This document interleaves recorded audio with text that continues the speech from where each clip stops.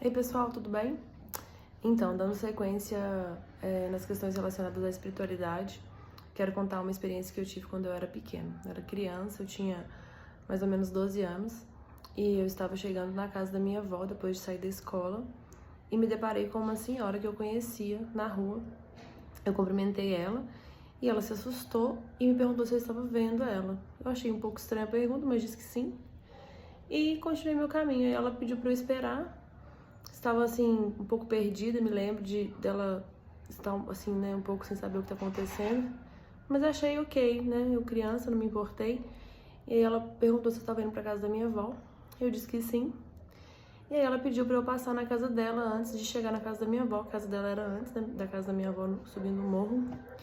E falar com a neta dela. A neta dela tinha mais ou menos a minha idade, a gente era coleguinhas, amiguinhas de infância. E eu fui lá na casa dela pra poder falar com a neta dela. Ela queria que eu falasse com a neta dela, que ela amava muito a neta.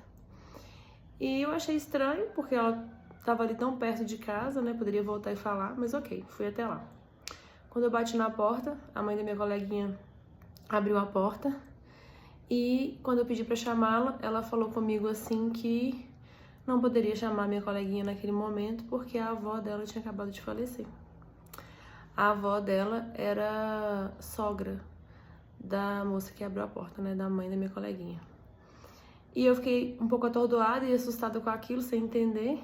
Agradeci, saí, fui na casa da minha avó. E quando cheguei lá, contei pra minha avó o que aconteceu, eu chorei, fiquei perdida. Minha avó voltou comigo na rua, falou pra eu ir lá falar com a menina, porque era importante pra avó dela. E eu não consegui falar.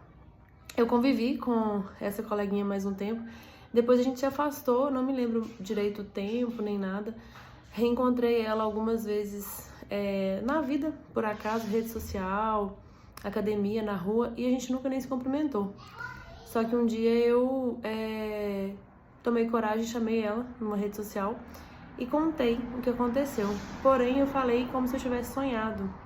Foi até uma dica de uma prima minha que é médium, recebe muitos recados. Aí eu falei que eu tinha sonhado com a avó dela.